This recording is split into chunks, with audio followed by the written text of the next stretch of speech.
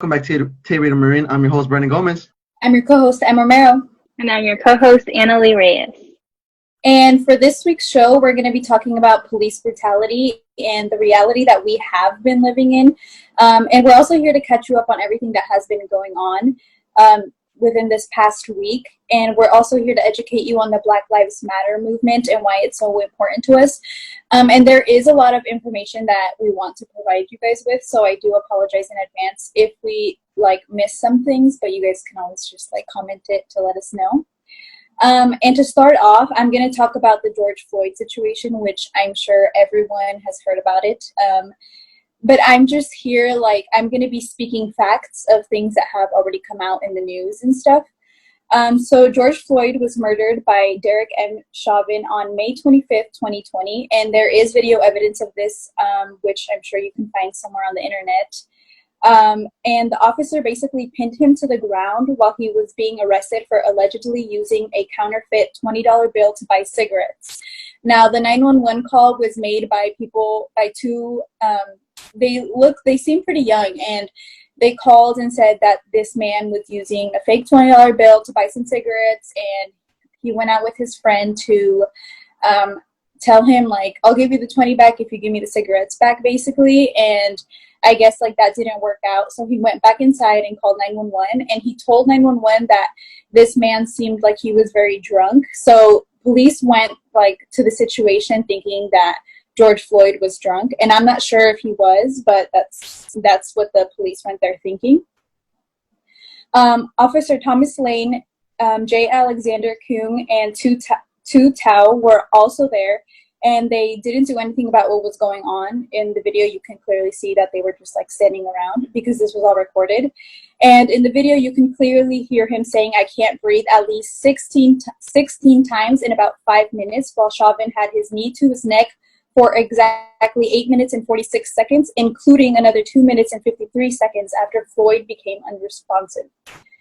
The 4 officers who have been fired have been put under investigation. And for me, this doesn't sit right, because how is it that there is an investigation going on when there is clearly video evidence that shows that he knew what he was doing? There were bystanders around who told him to check his pulse multiple times. And not to mention that Floyd literally yelled within 5 minutes 16 times that he can't breathe. And I don't know, I feel like that's more than enough information to know that this was on purpose. And both Derek Chauvin and Tu Tao have had complaints in the past. Chauvin specifically had 18 complaints and was involved in 3 police shootings, and one of them was fatal. Tao also had 6 complaints. He has been sued for throwing a man to the ground and hitting him.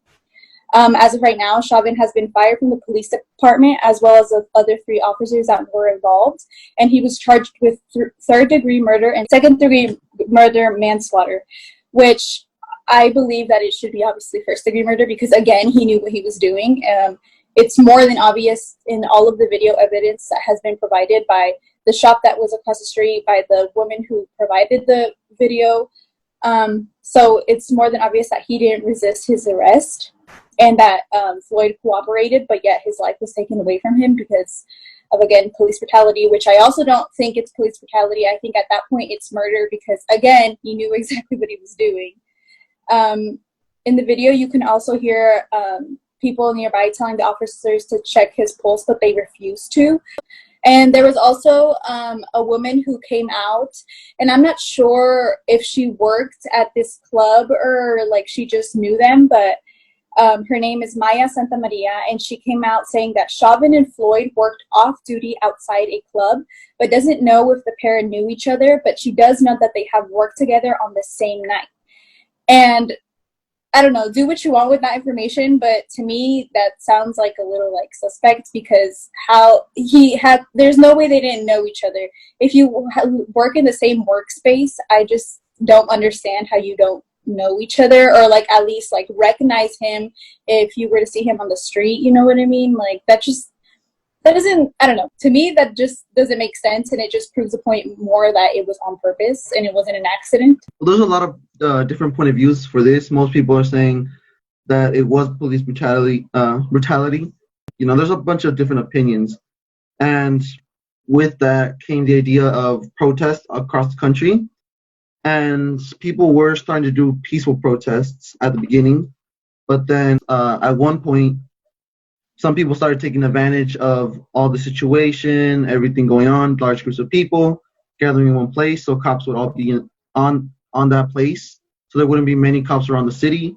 People started taking advantage of looting different stores. I know a lot of stores got broken into all across the country. There were a lot of arrests for that. I know some celebrities who have stores like in San Francisco, Los Angeles. They had their stores broken into, and a lot of them did comment saying, "We don't really care that our stores were looted because like we feel that the protests are more important than our products." And a lot of people were giving a lot of hate towards that, but there was giving a lot of love towards those celebrities because they're like, okay, they rather, you know, care about what's going on in the world instead of themselves. A lot of people did see it in different ways, and there's some good cops out there, but there's also bad cops. It's kind of hard to tell the difference. I don't know what you guys think about all that. I forgot to mention that there have been a lot of videos that have surfaced the internet of Black people specifically being murdered by police. And in most videos, you can tell that most of them are not even resisting. And so I feel like the only reason why this situation was put under investigation, like they said, is because it was recorded. And I feel like if it wasn't, it would have just been thrown under the rug like many other situations that we probably don't know about. There's probably so many other hashtags that we have never heard about. And I think that's why people are so angry. And I think that's why, obviously, the protesting began. And I don't know. I believe that there is no such thing as a good cop or whatever. I believe that they're all bad. Even if it's not as bad as other people, it's because, if you're witnessing something and you're seeing something and you're not doing anything about it, you're just as bad as the person who's doing it. So I understand why people are angry because there's so many things that we don't know about and other videos that we have seen. So it makes sense that people are protesting, and they're literally protesting just for Black people to be treated like people, literally. So I also wanted to add that polices have a name, a title, right? But they're also human beings. And I know there's a lot of bad polices, and there is actually a lot of injustice because of the police system. And I feel like we should get justice for that. But I've seen videos on Instagram where polices join the protest and they're joining and they're not shooting or stopping the protest. So I feel like those polices are the ones that are good because they understand the community and they're actually there to help the community. That's what I think. But yes, there's a lot of places that are bad. And I feel like we should either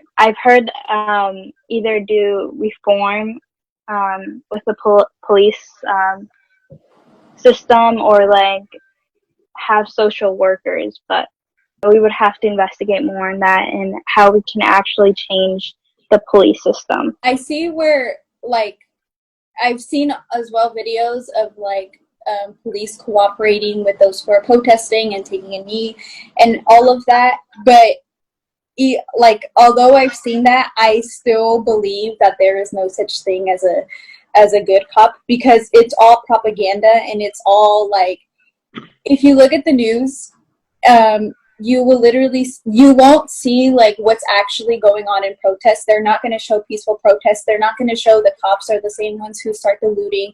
They're the ones who burn their own cars on fire to make it seem like it's the people who are peacefully protesting. You won't see them breaking into the windows at AutoZone. You won't see them putting bricks for people to use so they can take advantage. You know what I mean? They're not going to show any of that, obviously. But it kind of sucks that everything that I've learned so far I got from Twitter because the news outlet doesn't really provide all of this information for me.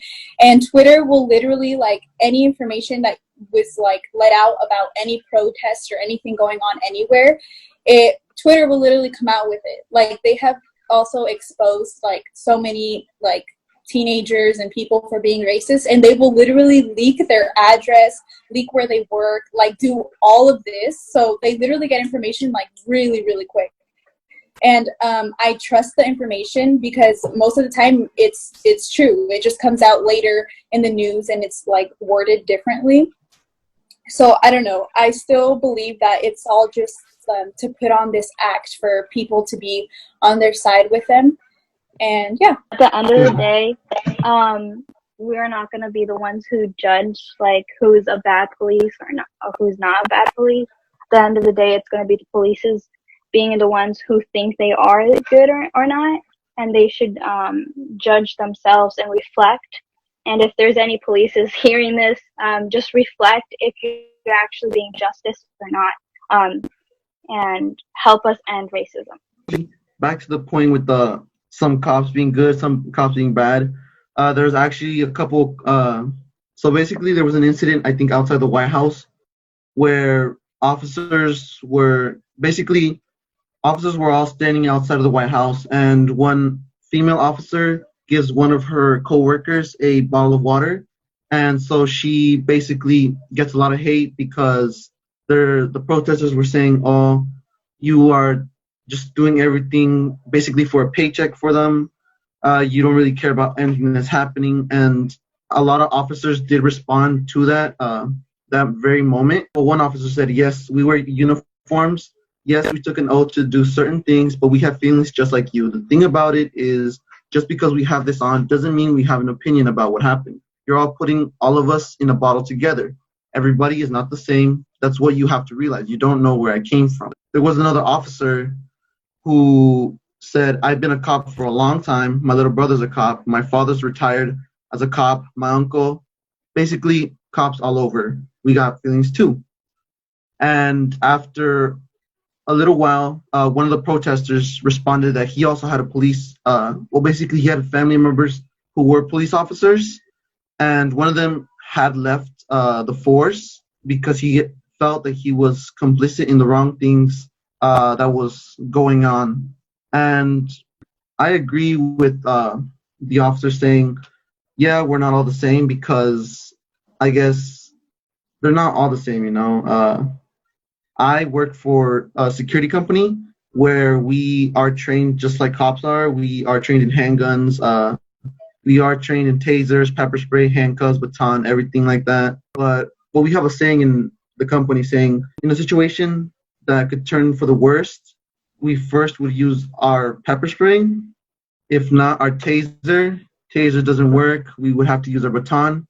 And if anything, we do use hand-to-hand combat, which we are trained in. And our last resort would be a handgun. And the handgun would be only for if someone was shooting at us first, we would have to defend ourselves. And people, every time I tell people that I work for a private security company, they're all like, "Oh, so you're basically a cop now. You have the same ideals as a cop.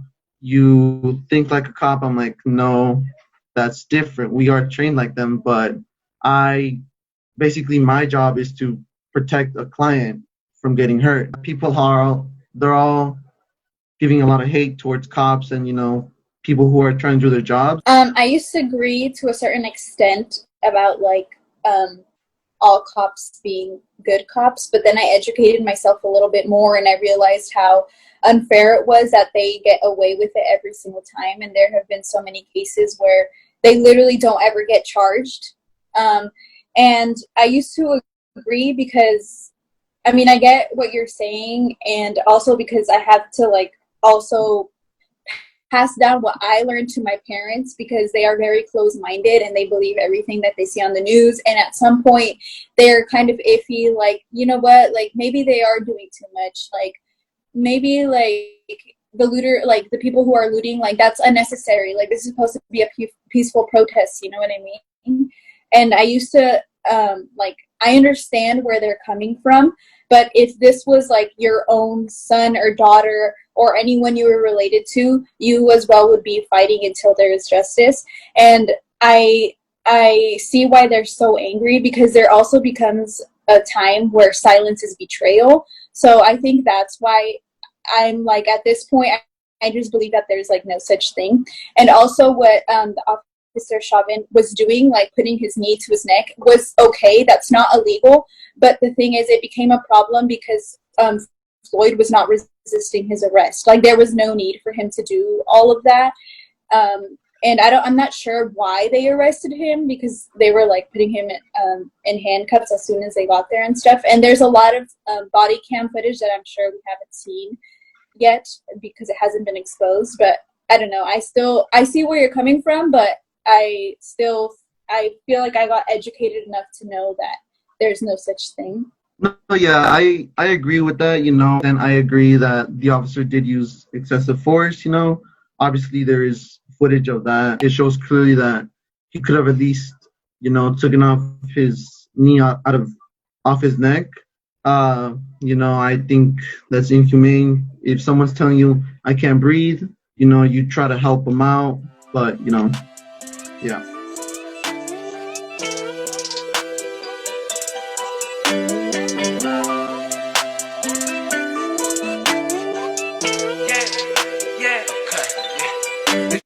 I've been up in my fields, all of my brothers been up in that field, robbing and stealing. I've been stacking it up, trying to make it off a deal. This the show, so tired, I've been on the road. They trying to take me and my soul. I'm sweating, but I feel so cold. No sleep again, it's getting old. Yeah, 2020, I can see it now. Fake friends trying to take me down. Blood tears go away with loud. Doing this, make my mama proud. This sucks and hurts, but it could be worse. So keep my head high, yeah, we can roll up in the sky. It's another cloudy night, and I can tell she starts to lie. I can see it in her eyes when she about to cry. She told me she would give her heart to me, I would give her mine, but it's starting to freeze. And I'm screaming, please, keep my demons away from me. This shit getting real, I've been up in my fields. All of my brothers been up in that field, robbing and stealing. I've been stacking it up, trying to make it off a deal. This the show, so tired, I've been on the road. They trying to take me and my soul. I'm sweating, but I feel so cold. No sleep again, this shit getting old. Yeah, feels like the word on my shoulders. I can feel the pressure on me as I get older. My pops taught me how to be a soldier. This my game, so pass the controller. My life is a show like Netflix. There's no escape, yeah. What's next? Ain't gonna sleep in a week, yeah. No rest. I'm tripping out, yeah. Trapped by stress. I cannot trust them, they don't understand. My head is spinning, I can barely even stand. The anxiety acting up again. They burning these bridges, I'm tired of making amends. They on me with the red dot, when they see me dead in the parking lot. I won't fold, I cannot. Shit getting real, I've been up in my fields. All of my brothers been up in that field, robbing and stealing. I've been stacking it up, trying to make it off a deal. This the show, so fucking tired, I've been on the road. They trying to take me and my soul. I'm sweating, but I feel so cold. No sleep again, this shit getting old. We ended up with talking about how we should educate ourselves more, and we had our discussion about like if police are good or not. But before I talk about like how you can educate yourself, I just wanted to say a few things. So I'm gonna read this to you guys because I wrote it down, and I just wanted to make sure I like said the right things. I just want you guys to know that I feel sad that this world still has racism, and through this hard time, this is happening in this world. We must confront injustice and racism. I think we're all reforming ourselves and becoming more educated about the history of our Black friends, especially with our wrongdoings. So if I say something that offends someone in a way, please correct me. I want you guys to know that we are standing for our Black friends and that we believe that Black people should be treated equally as the rest of us. I know this topic is a touchy subject, but I do not want my voice to be silent in this manner. So I'll try my best to correct my words. And thank you for being here and listening to us, because this is just one more step of like confronting this. So last summer I read The Story Between the World and Me by Ta-Nehisi Coates, and it's actually a true story of an African American. And he writes this book to his son and the general public, and I really recommend you guys to read it because he talks about what it's like to be an African American and being threatened by the police officers. So, I do not want to spoil you guys the book, but I am going to talk about a few of what he writes. So in page 7, he says racism. He describes racism, and I'll read it to you. So racism, the need to ascribe bone-deep features to people and then humiliate, reduce, and destroy them.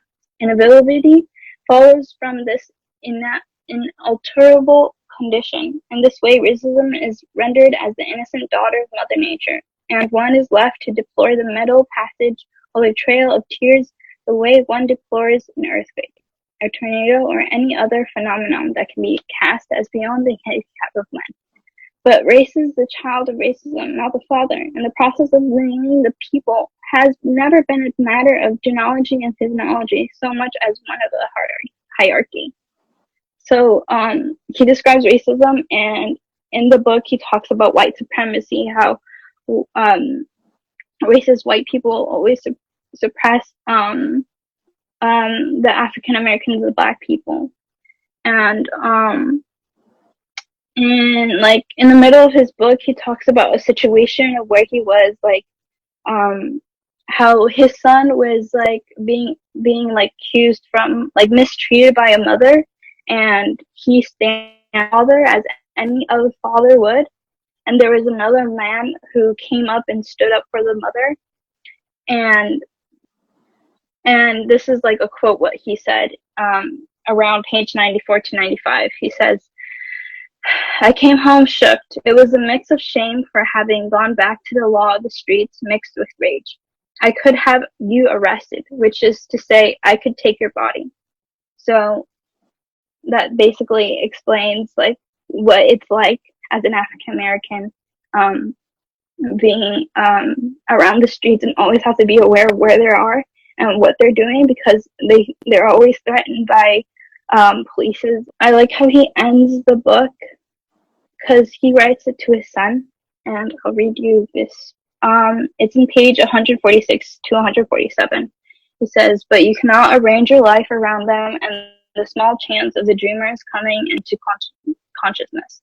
Our moment is too brief, our bodies are too precious, and you are here now and you must live. And there's so much out there to live for, not just in someone else's country, but in your own home. The warmth of dark energy that drew me to the Mecca, that drew out Prince Jones, the warmth of our particular world is beautiful, no matter how brief and breakable. So, I really like how he ends, because, like, he talks about how Black African Americans, should have the right to, like, live as much as we are, and, I feel like he encourages the future generation, like our generation right now, to speak up and actually make a change and not make this as a trending topic. So yeah. Also, there's also the Netflix The 13th. I like saw a lot of recommendations of it, and it's on YouTube on the channel of Netflix. And this is a documentary that explores the history of racial inequalities in the United States. So if you want to educate yourself more, there's that. Also, if you guys have any recommendations of books or documentaries that you would like to share and you think it's very educational, you can leave it in the comments and we can educate ourselves more. And there's a link that that we'll post, that there's like a website where you can donate and sign petitions, text or call the district attorney of the Minneapolis mayor. I know a lot of people started doing this at the beginning when they saw like the video of George Floyd, and I really recommend this link that we're going to post, because it shows a lot of links combined of what you can do to help. And also, if you don't have money and you really want to help and you don't have money to donate, there's also like a YouTube video that you can just leave the ads running, and that AdSense revenue is going to go to like associated to it's going to go to the Black Lives Matter Associated Protesters Bail Funds and to other organizations that are associated with the Black Lives Matter. So I really recommend doing that. I forgot to mention that the girl who actually recorded the video of what was going on with George Floyd, her name is Darnella Frazier, and she's 17 years old.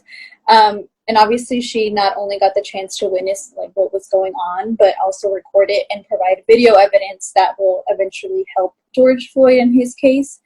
And I guess she's been getting bullied over the internet by people saying that she should have like spoke up about, she should have done something when it was when that was going on, and that she should have like called 911 or whatever. And I feel like instead that we should be thanking her, because if it weren't for her, we wouldn't have this video evidence. It would have never come out to light. You know what I mean? And obviously she was witnessing literally 4 officers, surrounding this like one man.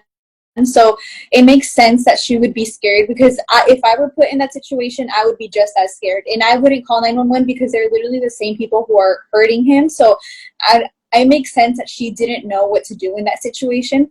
And so there is also a GoFundMe for her because, she witnessed literally the death of George Floyd. So there's a GoFundMe that we will also link down below. And I hope that every single one of you is doing something to help those in need, because, they obviously really need us. And I like how most of the people that I am following on social media are speaking up about what's going on. And I hope that they continue to speak about what's going on, because this has been going on for like way too long. And I hope, like Annalie said, that it's not just because it's the trend and it's like has all the attention right now. I hope that it remains this way, because I don't know, I feel like it's what they deserve. And you're like, I hope you're doing something by whether it's signing petitions or protesting or even using your platform to educate others, literally anything, because at this point, even the bare minimum is enough. And I do want to say that if you are protesting, to cover your face, your tattoos, take out any identifiable piercings, wear masks, cover your hair, and turn your location off. Make sure that they can't get back to you if you are protesting, because it's important to protect yourself and others. And also, if you are going to be taking pictures at a protest, make sure you blur out all the faces that might be shown. And yeah, I just wanted to say, like, don't be fooled about what you see in the news, and make sure you educate your parents, specifically if you are Latino, Latina, because my parents, literally when I told them about George Floyd, the first thing they asked was, well, what did he do? And that's the thing. They don't do anything, and police constantly get away with it. So I think it's important to educate people around you, because it's okay to change your opinion. That's more than okay after you educate yourself.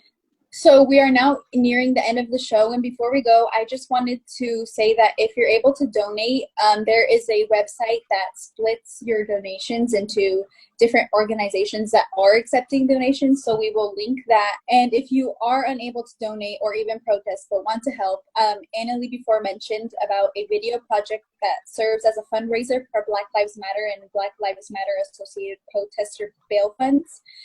They play advertisements, and 100% of the ad revenue is distributed among different organizations based on need at the time of the donation. And we will also provide you with different resources that will help you provide you with more information on where to donate, who to call, who to follow, petitions to sign, and action items. And I also wanted to end off by saying, listen to Black people right now. Don't follow or give in to the trends that are going around. We are here to support Black voices, to amplify their voices. So listen to them. And once again, may George Floyd and every Black person who was ever wrongly died in the hands of police rest in peace.